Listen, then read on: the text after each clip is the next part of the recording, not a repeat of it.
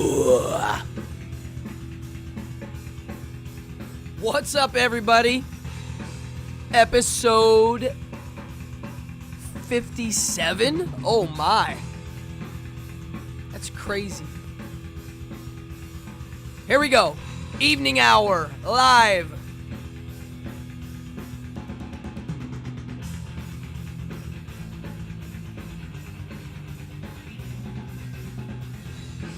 Let's do it.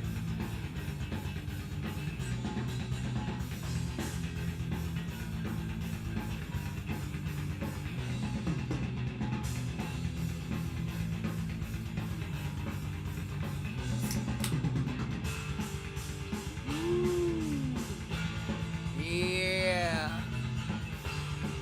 Oh.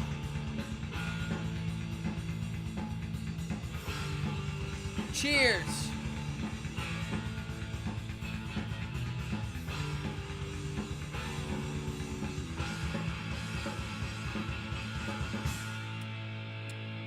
Okay. Boop, boo-da-doop, boop, and boop. All right. Come on in. Grab a drink. Grab a snack. Get cozy.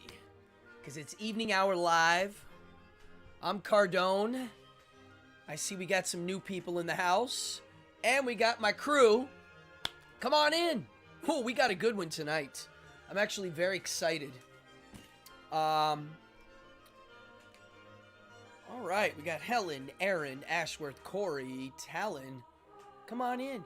And for all the new ones out there, hit the subscribe button. I don't know what to say. I got some fun content here. And I guarantee you, if you keep coming back, you're never going to be bored. There's always going to be some fun stuff in here. Let me turn this down.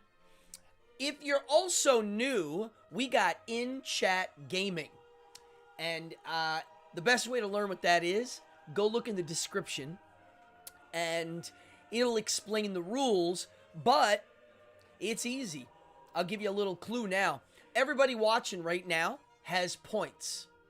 Now, you don't know how many points, but if you subscribe to me right now, you get a whole bunch right away. I think you get 10, but if you keep chatting, you get more points. Now, how do you know how many points you have? Oh, what's up, Amanda?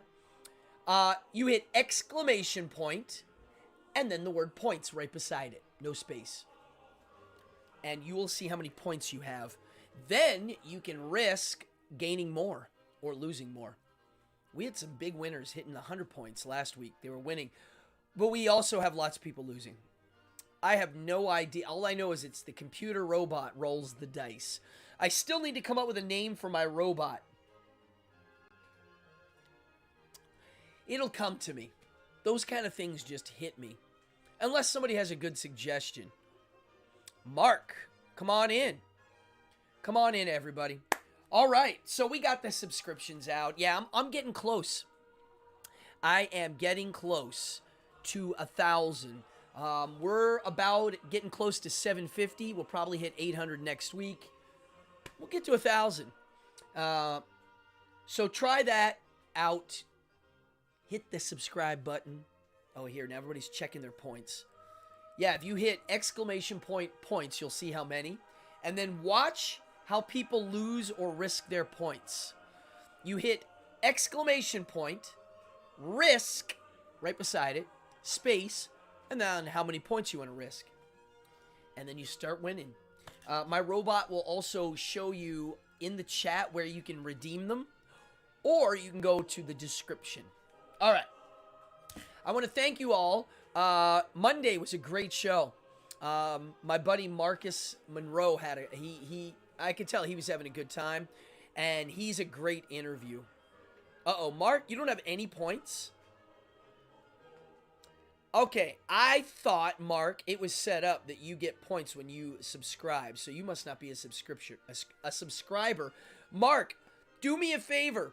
Subscribe and check again. And I'm very curious if you have... Whoa, Fallon's got a nice chunk of points. Oh, wow, look at this. Aaron Lynn's risking 74 points. I'm curious. Oh, you just lost them all. Ouch. Fallon Someone just won a point. Come on, Fallon, win some points. No? Darn it. Oh! Okay, that's weird. I don't know. I thought you got points when you subscribed. I gotta go look at my algorithm. Anywho, Marcus Monroe is a great guest. I could have talked to him for hours about showbiz, psychology, and crazy stories. Because I'm sure he's got crazy stories. I mean, yeah. If you're a professional entertainer and you're half of a cool person, you're going to have crazy stories. I'm working on now getting on a guest sooner than later that I'm going to have him on the show, I think. And he has, I don't want to spoil who it is. He's got a crazy cool resume, and he definitely has stuff that you know about. Characters that he's played publicly. I don't want to say who it is yet. Anywho, we'll get to that guy. Sharky, what's up? Howdy. Great yoga class. I'm stretched. Yeah. So I'm working on him, and check this out. Yesterday, I did an interview for the Hey Poopy podcast. Now, if you don't know what that is, Hey Poopy. It's really poopy. Poopy. It is it's a podcast on iTunes. They have a great following, and it's on poop. I don't know how else to say it. They have really big guests. I think the guest this week is the CEO of Comedy Central. Yeah. So yesterday, they interviewed me. It'll be on in June, and I tell some crap stories. True ones, too, that happened to me. It's definitely a show that is very vulnerable to talk about these subjects, right? So I was on the show, and I had a blast. They also ask you questions, like technical questions. Oh, Fallon, you just won 66 points. Congrats. So I did that yesterday. So if you're interested, go find Hey Poopy Podcast and check it out. You'll know when it's going to be on live. But in honor of the Hey Poopy Podcast, I'm going to show you now what I'm going to give away on Friday. So as you know, I'm a big fan of Goblinko, or Goblinko as they pronounce it. Sean Auberg, the artist. Well, he has kindly sent me a few extra Bristol stool chart posters to use as giveaways. A blast. And this is the Bristol stool chart, for those of you that don't know, is the scientific chart used to describe your stool. And this one is really good, and it's very accurate. And each type of stool has a meaning. For instance, the type 4 is the smooth criminal. It's like a banana or a snake, smooth and soft. You might not even feel it. It's the Rolls Royce of rectal rejection. So that's the good one that you want to have every day. Anyway, this is going to be part of my prize. Compliments of Goblinko, who watches this show sometimes. So if you're watching, thank you. And then I'm going to give one away on the podcast. The Poopy Podcast. Okay? This one's going to go out Friday. Yeah. Exactly, Ashworth. This is cool. I have one hanging up in one of my bathrooms here. People stop and read it. It's very funny. It's real. And there's going to be not just this as part of the Friday package. There's going to be a lot more. Next week, I've got a sick prize. I'm not going to have a show next Friday. It is a holiday in my household, Walpurgisnacht. It is a witchy holiday like no other. Quite possibly one of my top favorite holidays of the year that most people don't celebrate. But, yeah, I love it. It is a good vibe. It's a cool spring party to be. And it's 6 months away from Halloween, basically. So it's that halfway point. Halloween, I don't really celebrate. I'm going to be honest.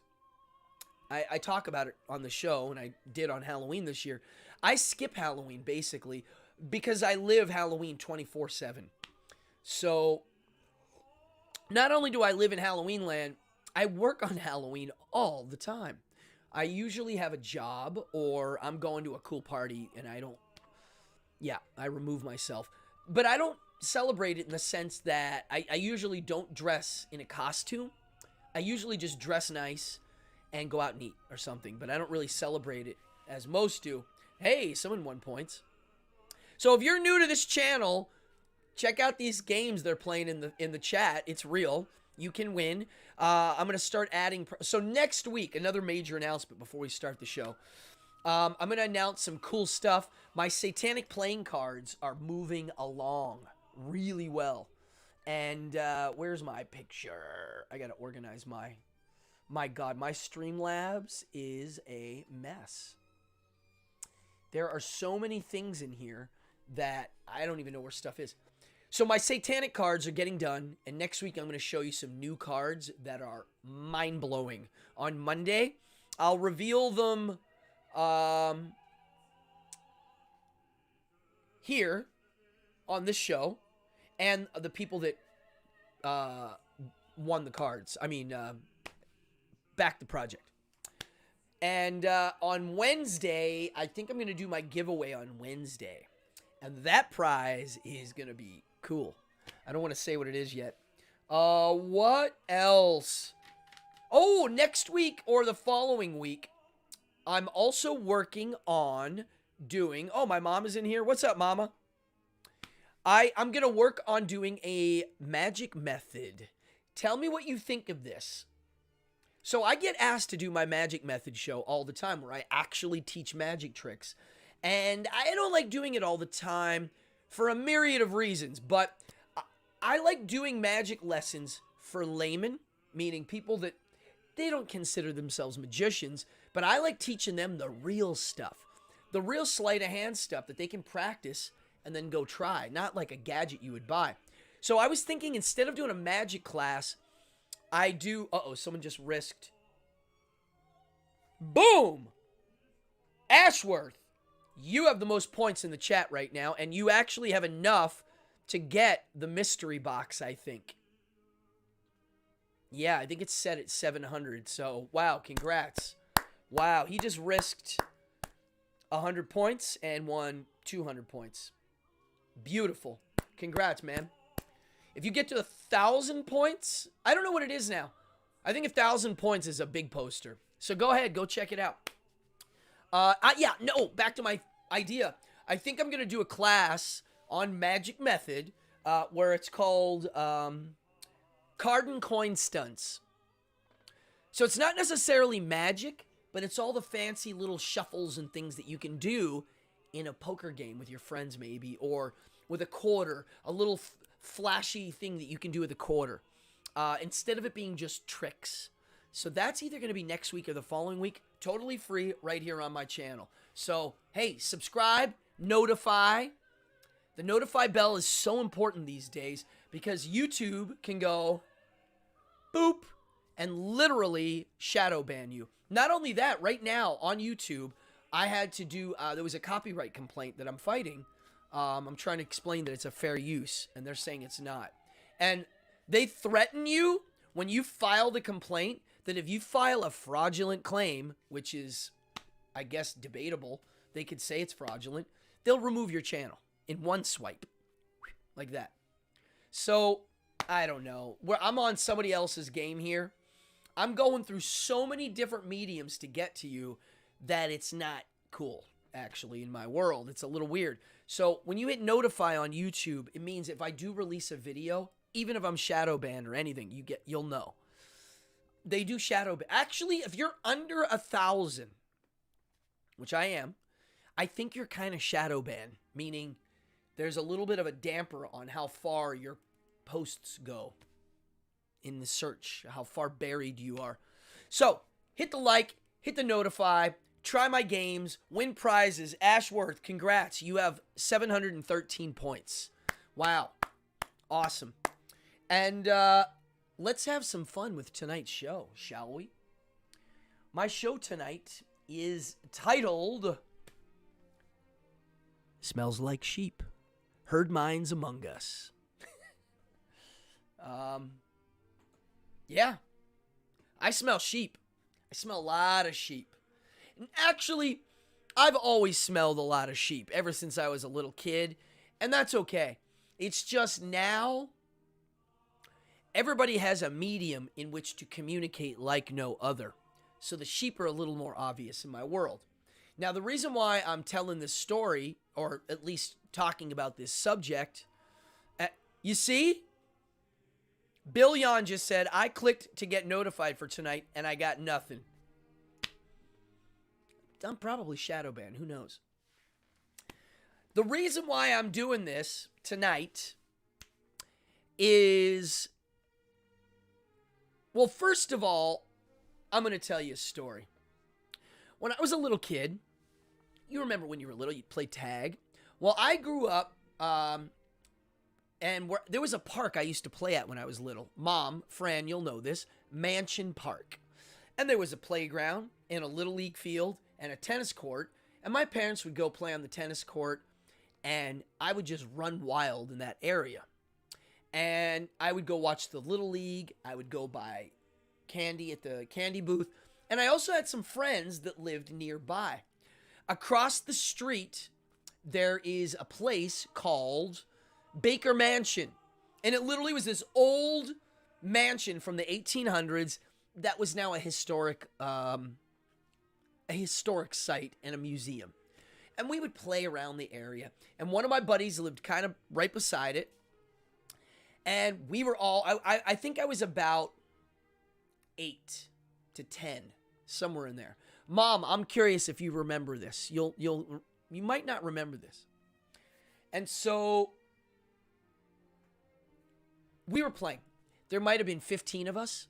I knew about half the kids. The other half I didn't know.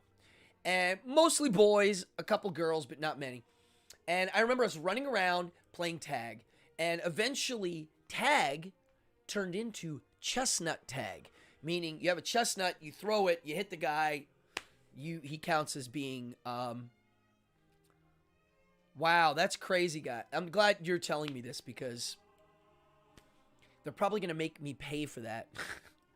So I'm running around, we're throwing chestnuts, and I remember somebody hit me with one really hard. One of the older kids, and it hit me.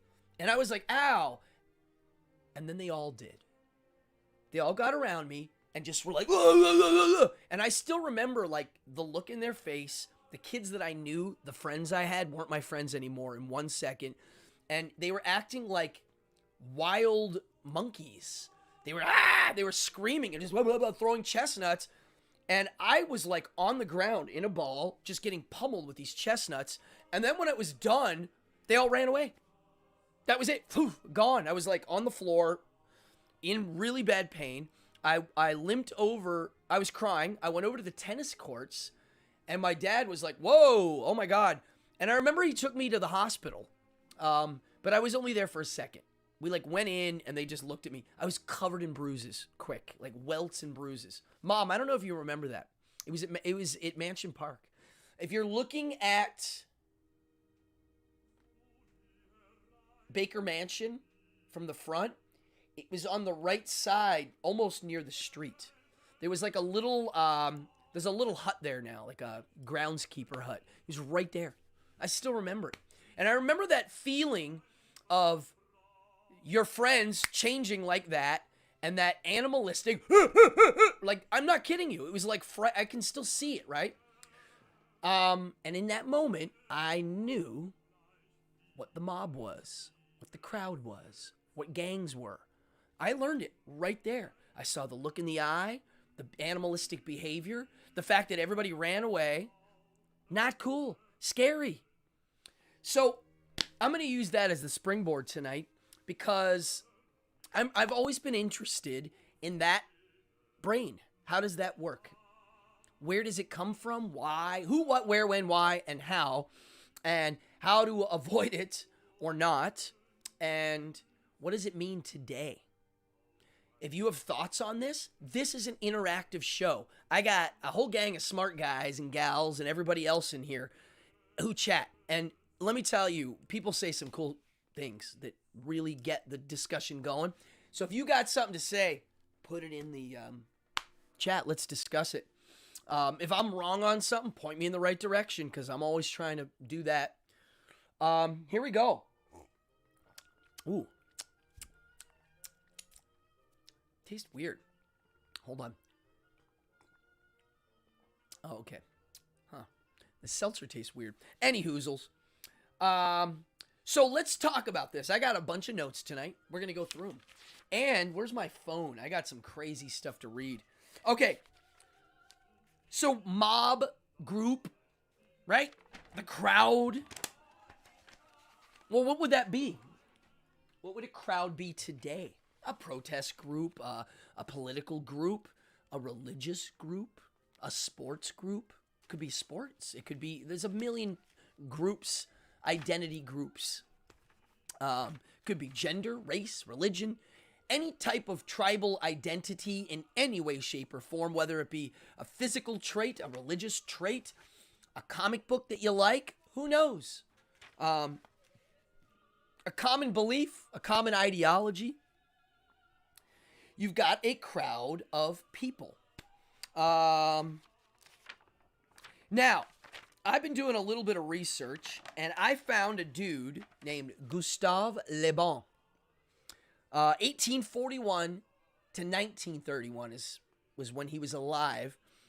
And he wrote, what was his book? There's so many books here that I'm going to be mentioning tonight. Group Psychology? I'll find the titles of his books, because he wrote a bunch. So this dude here, Gustave Le Bon, he realized that the crowd, he did a lot of research on this. Oh, I want to know what that is, Bill Yon. Robbers Cave Experiment. Oh, I can't wait. Oh, okay. All right, I'm going to read these chats. We're going to have good ones tonight because of the subject. So, the individual, right? I'm an individual. Like, we think of ourselves as individuals. We have things that we like, things that we do. Well, in the crowd, that takes a back seat.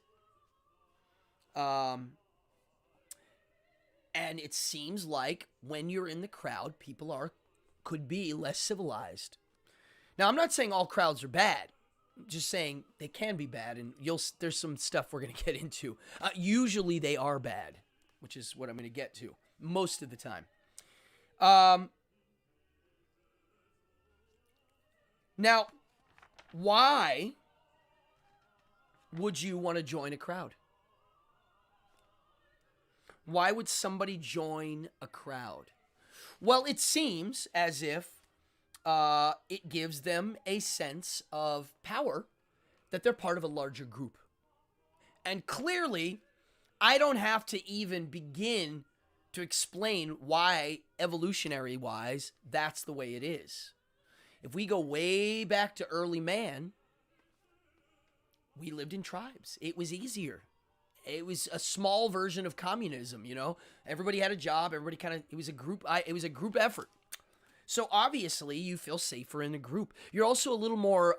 Your anonymity is a little more at risk as an individual. But when you put yourself in the crowd, you can blend into this mob, this giant blob, right? Now, the second part is it would seem that it's contagious. The act of what the crowd is doing is contagious. People will sacrifice their personal instinct for the interest of the group. Yeah, standard prison. Okay. Yeah, so that makes sense to me. That's not that weird of a concept. All right, yeah. One of the guys used the example of someone was selling canned air in China. And everybody kind of knew it was fake, but still bought it. It's interesting. Now, and it would seem that there are people that eventually it seems like it's a good idea if enough people are doing it. Because, well, we'll get into that a little more detail. So then the third part to a crowd that's interesting is there's always the demagogue. There's always a leader, a boss guy. And it would seem that he's the alpha type, and the people that are the crowd would be the middle, the mediocre, and the boss guy is the one interpreting the concepts of the cause. And most of the time, they're going to have to get watered down for the crowd. Ah, yeah, exactly. So, from that, let's get into something. A guy named Edward Bernays, Sigmund Freud's nephew. He started doing a little bit of research on this, using some of the Freud stuff now. Freud, the idea of we have our conscious mind. Hey, what's up? How are you? I'm thinking about this cup. And then we have our subconscious mind, which is kind of one of the drives that you can't even control, really, and it's just there going, right? So group psychology, how individuals behave, survival, tribal. Now, tribal is obsolete today, meaning you don't have to be in a tribe at all to actually live, do you? I really thought about this one because I was like, Now, people still join tribes, but you don't really need to be in one anymore. So why, what is it? Here, self-importance in identifying with a powerful mass. It's the wolf pack analogy, right? All right, so here's where it starts getting neat. Why we engage in group identity and how it affects our behavior. So, this guy, Bernays, realized that if we can look at this with a microscope and go, okay, we got this phenomena where if you get a group of people, put them in a large group, they start to do some nutty things. They might start acting in manners they normally wouldn't. And why does it happen, or what's the actual mechanism? And he thought, Bernays, that if we can figure out that mechanism that causes the rational guy to act irrational for this group, we can then use that to control that group without them even knowing it. And there's a lot of stuff that was written about this. There's the book, the Bernays book's called Propaganda. And he goes into that in detail. And I have a lot to say about it because I come from a magician point of view. It's funny, they never ask magicians for their opinion on certain, public things. Because from a magician point of view, it's, oh my gosh. Like, for instance, the psychic phenomenon, the people that talk to ghosts, that you pay money and they contact a ghost. Well, if you sit a magician in that room and go, hey, what's up, Peter and Steven? And let him watch the spirit medium, the magician's just like, they're using the same tactics we use. So when I watch the news, and I don't like using the word fake news because it puts you in a category, but I like to use that word because it's kind of hard not to see it anymore. But when I watch the news or advertising, it's really crystal clear of some of the tactics they're using that most people not only don't know about, they don't want to know. If you tell people that reality TV, I remember when reality TV first started, if I would point out to them that it wasn't real, I saw them getting angry. Just like in the old days, if you told a wrestling fan pro wrestling was fake, it was fighting words. I've noticed it with religion, voting, because I can debate your votes don't mean anything, but yeah, voting, and free will.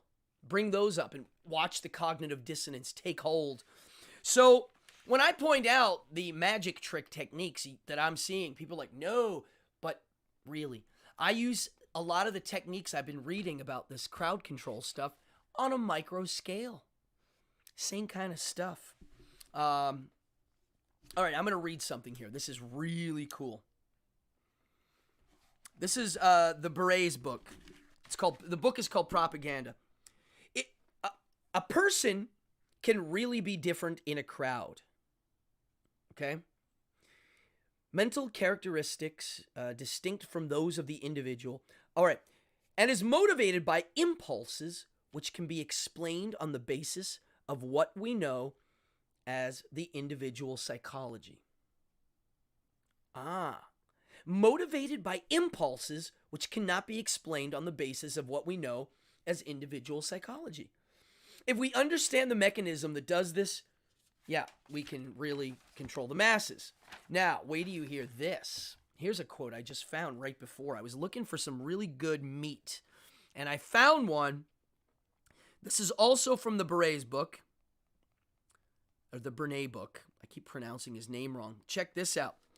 If one can design propaganda or psychological operations that bypass the conscious and rational faculties of the individual, targeting instead suppressed emotions and hidden desires, it is possible to move people to adopt beliefs and behaviors without them being aware of the underlying motivations leading them on. Yeah. Yeah, lawyers and government. Yeah, right. You're right, Fallon. And then here's another one. Men are very largely actuated by motives which they conceal from themselves. Men are largely... I can't read this word because it's so small. Let me zoom in. Actuated. Men are largely actuated by motives which they conceal from themselves. Things that they hide from their own selves, okay? It is evident that successful propagandists must understand the true motives and not be content to accept the reasons which men give for what they do. Yikes. That's fascinating. Now, here's where it gets really interesting. Many of man's thoughts and actions are compulsory. Substitutes for desires which he is obliged to suppress. So what I'm saying now and what these guys are saying, yes, you're right, Bill. We admit it when we're pulling your leg. He's saying that we do have these hidden animalistic instincts. And when I mean hidden animalistic instincts, I mean I'm talking the deep stuff. I'm talking like early man. The basal, what is it called? The basal ganglia, the lizard brain. The basal ganglia is the first thing that your spark goes through to your brain. And I'm talking about killing, raping, horrible things, right? Really violent behavior. And even the rape thing too. It's an animalistic thing that's frightening.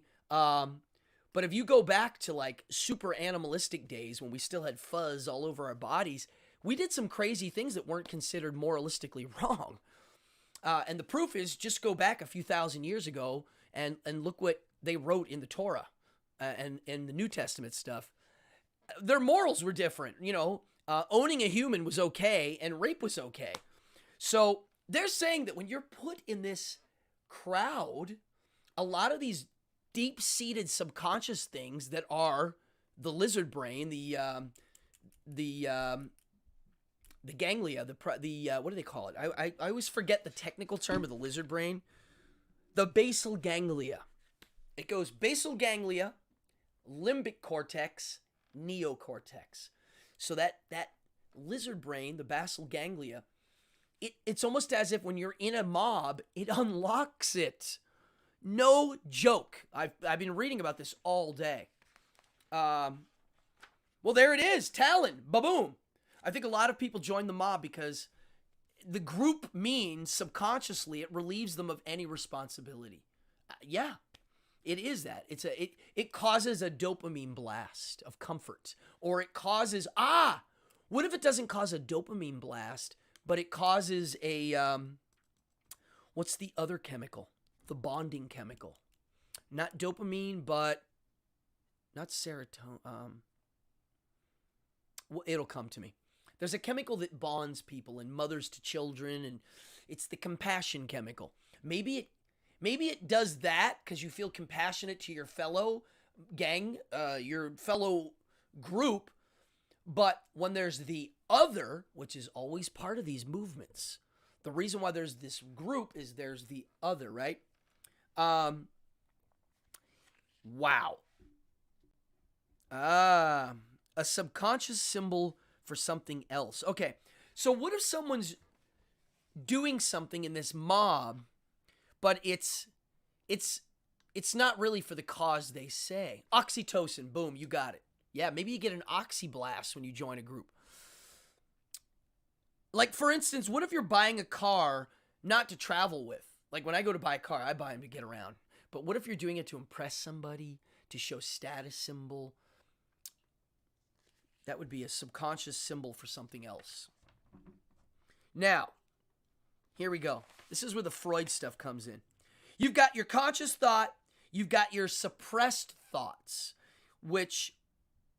and you also have your subconscious thoughts, the deep ones. And they're the ones that drive. And the fact that we have a subconscious that drives us, that's the point of why people are manipulatable. We can manipulate people. Even people that you wouldn't think you can manipulate, you can. And you can take somebody. This is where it's disturbing, and I really want people to understand this. You can take somebody who's a very clear-headed person, and with the right approach to it, get them to believe in something that's absolute nonsense, and then get them to spread it around. And I see this on both sides of the political spectrum.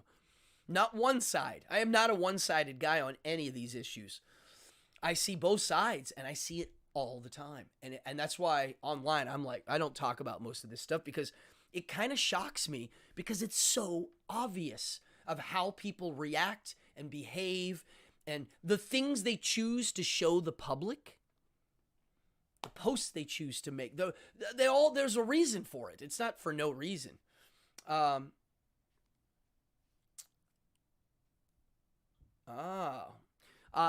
says something interesting. I'm going to read in a second. But I'm going to say, okay, yeah, there is actually. I'm just guessing there's an oxy release right now. It just seems obvious. Yeah. So here's where it gets crazy. If you go back in time to super duper old school, again, fuzzy armed humans where we're just covered in fuzz, where it's that early, maybe Lucy, the skeleton Lucy. We literally evolved to be tribal. We literally evolved to run away from negative emotion, join the group, and back then, there was no such thing as individuality. It didn't even exist. It wasn't a thought that happened. I really don't think the individual ever existed until a few things happened later on. But when you were born, you had a job to do.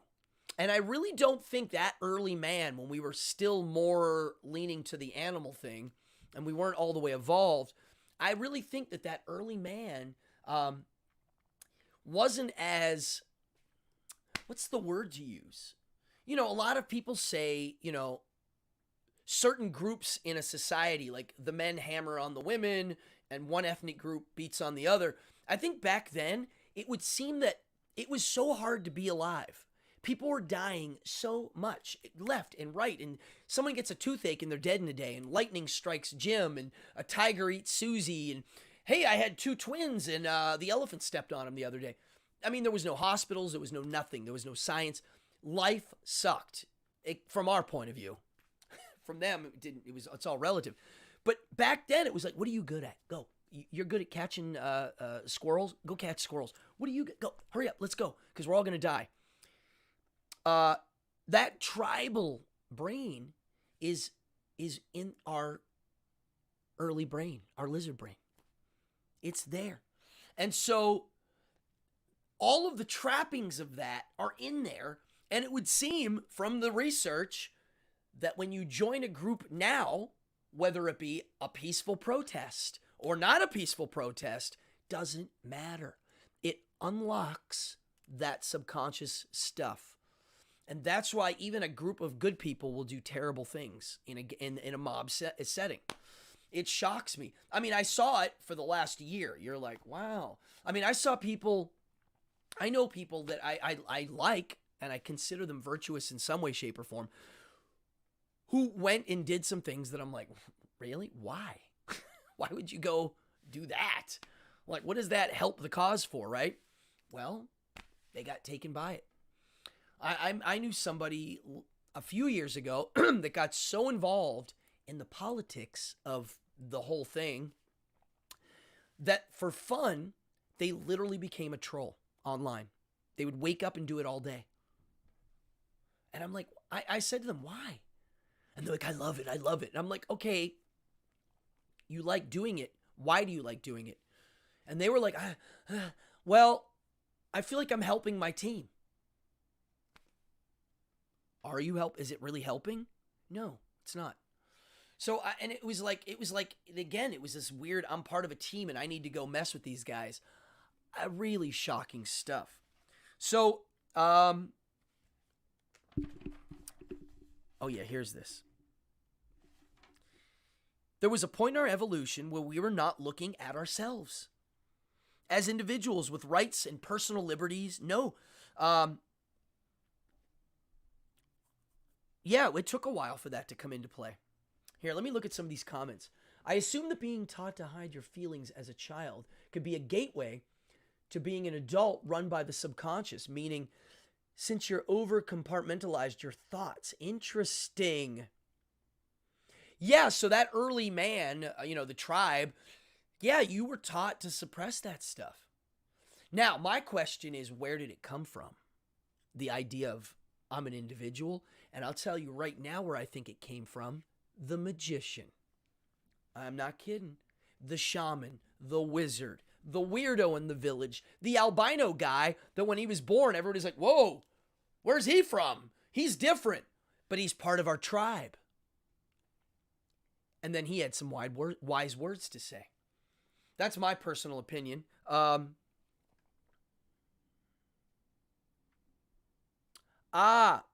Okay, so it's the prefrontal cortex that activates when humans are dead. Now, is the Okay, so the prefrontal cortex is part of the basal ganglia, and that's the identifying with a tribe, clan in the group. Got it. Yeah, it seems like the neocortex is the early mammal brain, which that's where the nurture part comes in and the compassion-y parts, I believe. And then the limbic cortex, the limbic cortex is the early mammal. The neocortex is what we have that allows us to build spaceships and basically do all of the above. Eric Newman, Origins of History of Consciousness. Yeah, he's the guy, Eric Newman, who wrote about this. The early humans. Early man. The group and the group conscious. The group conscious was the dominant one. No individual. That was not dominant in any way, shape, or form. Oh, no, it is not. Oh, so it's separate. Okay, Bill. Okay. Now, prefrontal cortex, Bill, do you know if that is attributed to mammals only? I'm curious. I'm going to look that up. Dude, if I had another life, I'd go to school for this, for the brain science and neuroscience. It's so interesting. Yeah, regression of consciousness could be happening when you start protesting in large groups. It actually does something. Now, here's something that's interesting. I'm always talking about free will and how it would seem that our brains manufacture the idea of free will, when in reality, everything's determined. There is no, there's literally kind of a process. Everything has something that came before it, which is kind of pushing towards this end goal. Now, would it seem that if you join a group, that the free will, what happens to the notion of free will in a group? Do you willfully, even though I don't believe in free will, does your brain make it think that you're letting your free will go to become part of this big party? Or do you still retain that idea? That's a question I don't know. Think of it like this, too. Why do people imitate other people? Oh, okay. Almost exclusively in primates. And what's a seti? I can't. Where's my glasses? You just put a big word in there I don't know. Cetacean. Did I pronounce that right? What is that? Imagine this. Restaurant A, restaurant B. They both look basically the same. 3 customers. The first customer shows up and he looks at A, he looks at B. If you live in New York City, it's like this with Indian restaurants in certain neighborhoods. You're like, do we go to that one or that one? I don't know. They both look cool. This one's got flowers. That one's got flowers. They're playing. Let's go here. Once that guy's in the restaurant, he's eating. Another guy shows up. Whales and dolphins. Okay, cool. So the next guy, well, he looks and he goes, all right, that's flowers, but there's someone in there. And that guy, it is assumed, he didn't pick it for no reason, maybe. Maybe he had a reason, so I'm going to follow his instinct. And there you go. It starts the chain. It seems that when you join a group, no matter what the idea is that you're in there being told or supporting, that you trust that the other people did their research on it. And because of that, you have a little bit more trust. And you might get a dopamine blast for that right there. I read this article that said Instagram posts create, like if someone takes the Instagram post of them exercising, they get the satisfaction of exercising without doing it because they did something but not the other, but it's a proxy type thing. When I read that, I was like, oh my, yeah, I see it. I see how that works. Now, we're going to start getting into some questions here. Oh, Machiavelli. Wow. So Machiavelli is the guy that would bring up the subject of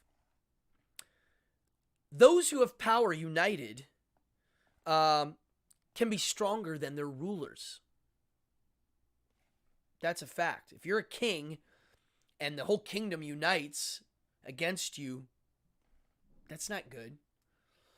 That's why I always thought it's amazing our founding fathers gave us the right to carry firearms, which I am a big fan of, actually. I'm a Second Amendment guy pretty much all the way.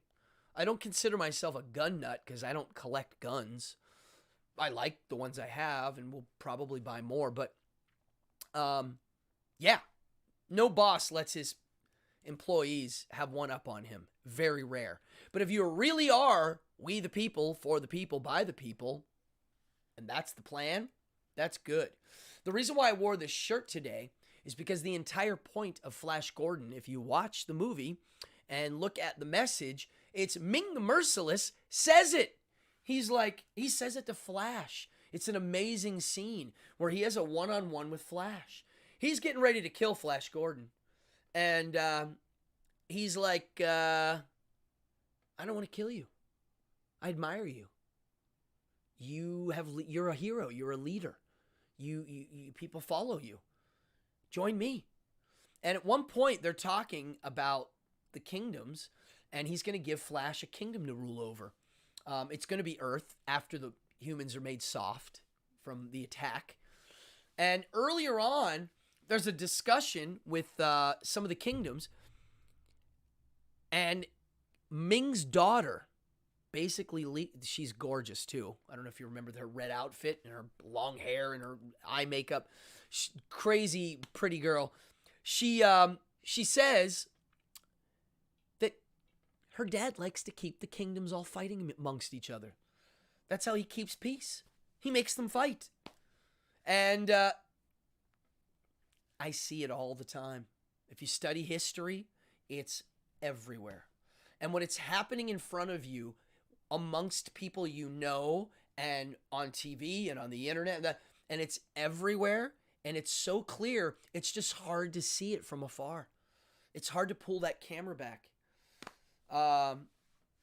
It is an awesome soundtrack, but really the point of that movie is, yeah, it's like, look, this guy up here is getting us to fight against each other, and you don't see it, but it is happening, and there's no need. We can shake hands right now and call it a day, and go take him out.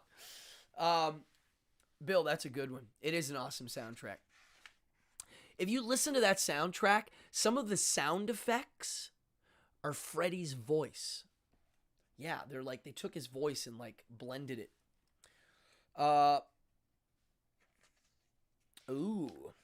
Groups that have a belief structure. If you have belief structure differences, they tend to revert to more destructive means to stop the threat. Yeah. Oof. It's so harsh. Okay. Let me just check here because I wrote some crazy notes. Tribe, blah, blah, blah, blah. How about this notion? This is something I thought of taking a shower. Divide and conquer. What if in the tribe, so let's imagine there's a group of people, and yeah, maybe there's a leader. Who starts throwing the rocks? Who starts the bad stuff? Well, I was thinking about it. I was like, look, if you have a group of people, there's going to be a few alphas in there. You're going to have the big alpha running the group. At some point, someone's going to show off. Maybe they're trying to do a power grab. Maybe, oh, wow, the beadwork. Oh, yeah, the costumes are beautiful. That's a costume movie. I love it. What if that alpha guy literally is like, I'm going to go a little farther than normal now to show them who I really am. So it's almost like an ego game of showing off. I was thinking about that. I was like, I think that might be what it is. You know? And the fact that the guy can show off and then pull back into the crowd. And then somebody else is like, oh, he did it? I'm going to do it too now. And then everybody starts doing it. We've all seen these things at rock shows. Somebody tears down a fence. Everybody starts tearing down the fence. Somebody starts throwing hot dogs. Everybody starts throwing their hot dog. I've seen it. It can be scary.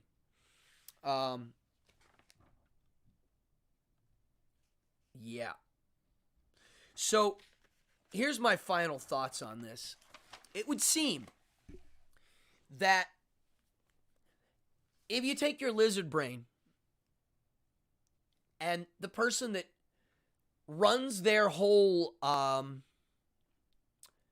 they run their whole scene, their whole life, their game, off of never ever having to turn on their neocortex, their evolved mammal brain, but everything is that early lizard brain. They're reacting to everything. They don't respond.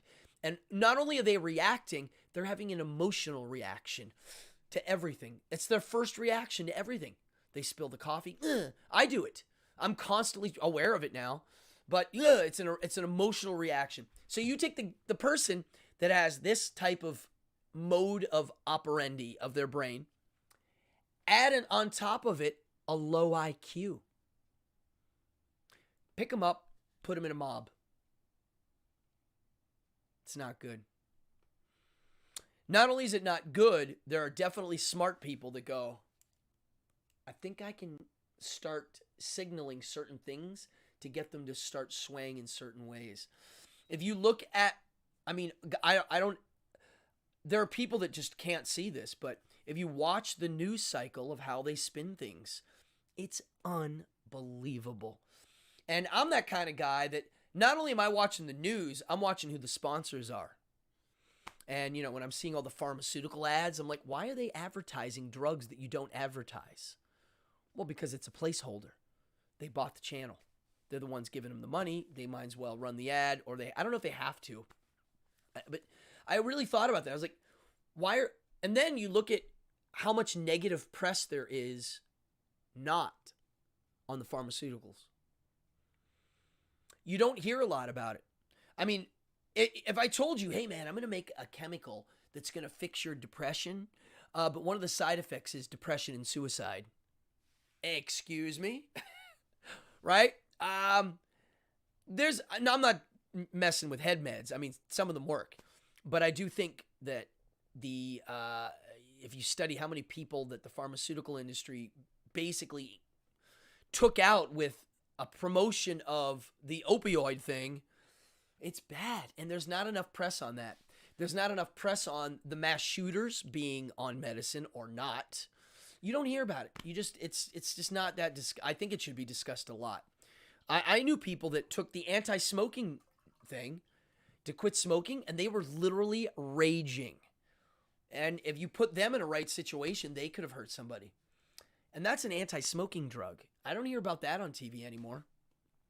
I don't know. Sherman, you have 551 points. So I really wanted to shoot this out there. I just want everybody to think about it. I don't have any answers. I am a thinker. I like to think. I like to chew on it. I like to digest it. I like to be shown where I'm wrong. And I met somebody recently that we were talking about the government. And I was like, you trust the government? And they were like, absolutely. And they answered absolutely so fast that it meant something to me. And I said, I trust the government. Absolutely not. All I got to say is the word Tuskegee. It's like, whoa, if you don't know what that is, go look it up. That's not that long ago. That's just one story. But Chantix, that's the drug. Ugh. Just the word. Chantix? Wonder why they call it that. Just that word freaks me out. It sounds gross. Something's wrong. On a lighter note, and now what time is it? I like to try to end these at 9, but the other day we went till 9:30. We've been here for an hour. I just want everybody here to go think. That's it. Think. And I know thinking hurts for some people. I know this group here, it doesn't hurt. You guys like to think. Think about what you watch and what opinions you have and where they're coming from. And it's getting layered now. So most people's opinions are coming from this, which come from that, which come from that. And you really need to dig into it. This is how, when I first started dissecting like the Bible and the Torah and the Quran, I really had to start digging deep because so many of the things that we know about like biblical stuff are just accepted. Like, oh yeah, sure. Yeah, the Jewish people built the pyramids. Yeah, but now we know they didn't. So, but that's still common knowledge if you ask people that.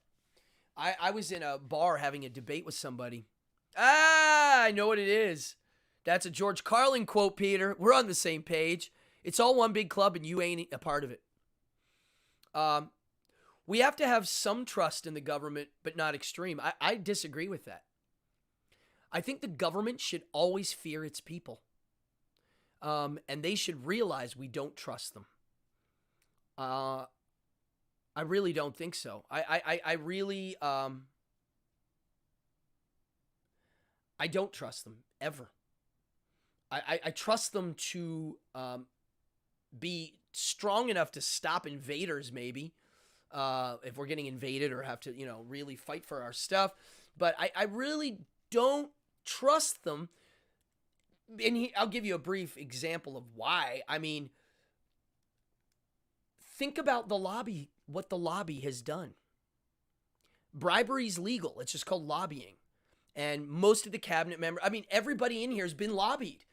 Our president right now has been in office for 2 years. Think about how many people have bribed him to do things. And when I mean bribe, I don't always mean I'm going to give you money.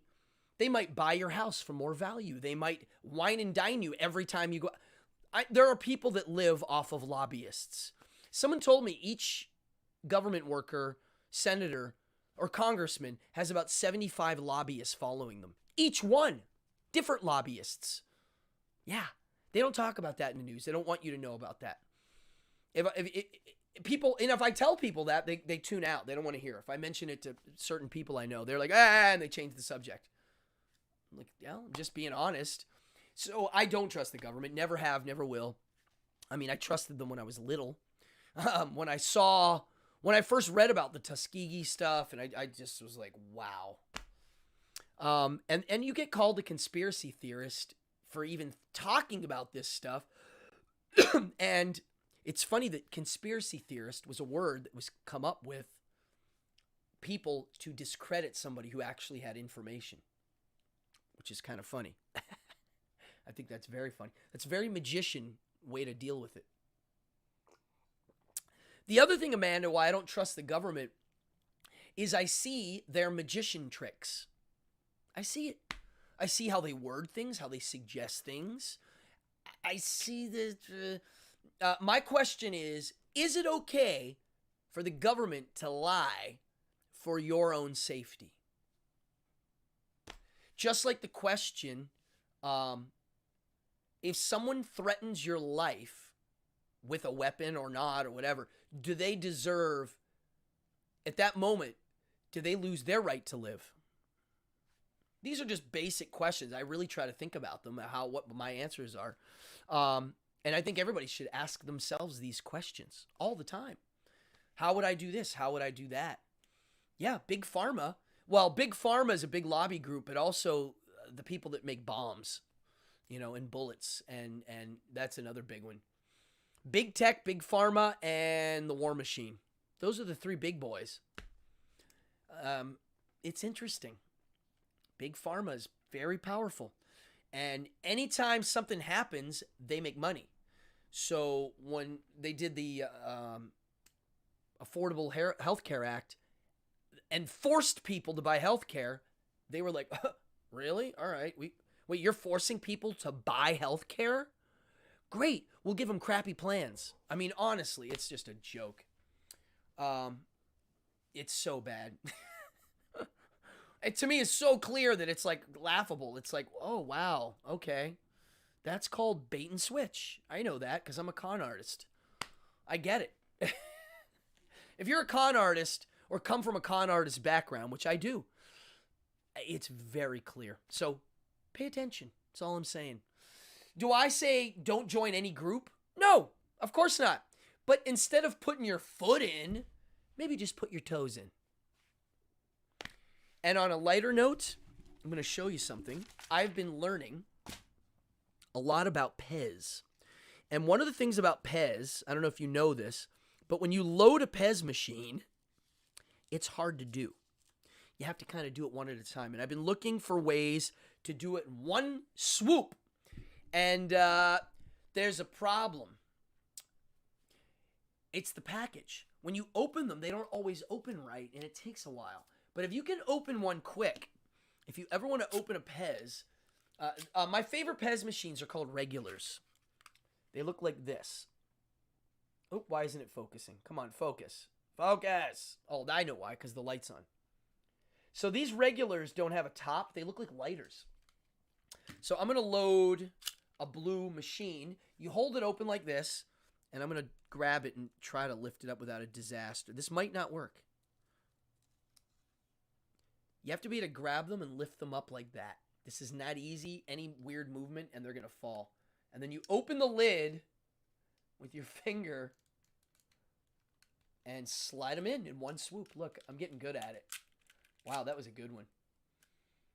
There it was. So if you got Pez at home, try it. It's kind of fun. Folks, I love this channel. I love my viewers. I'm going to give away a prize on Friday, so you want to subscribe and hit notify right now. I know you said the notify button ain't working. Trust me, hit it, and I'm going to try to do some research on why it's not. I might have been shadow banned already. Who knows? I do say nice things about YouTube. I do. Yes, Peter. Labeling something a conspiracy is their way of avoiding a all the time. I get called a conspiracy theorist all the time. And I'm like, dude, I'm not saying this is the answer. I'm just thinking about it. And by you saying that, yeah, you're literally stopping my thought. And that means, oh, so you've thought it out. Please tell me where I'm wrong. Usually they can't. But that's okay. This is the place to chat. If you guys have show ideas, send them to me. I'm working on a bunch. I started working on an early where the roots of witchcraft and how it became what it is today. I've been working on that. There's so many things I'm working on, but I think the magic one's gonna happen. I'm going to do one where it's going to be called Card and Coin Stunts. And I'm going to teach you the ones that I use all the time that are obtainable. I'm not going to teach the stuff that takes years and years and years. I'm going to teach you the stuff that if you do 10 minutes a day in a month, you'll be rocking it. Okay? So get yourself a pack of cards, and next week we're going to have some fun on the show. The CIA invented it.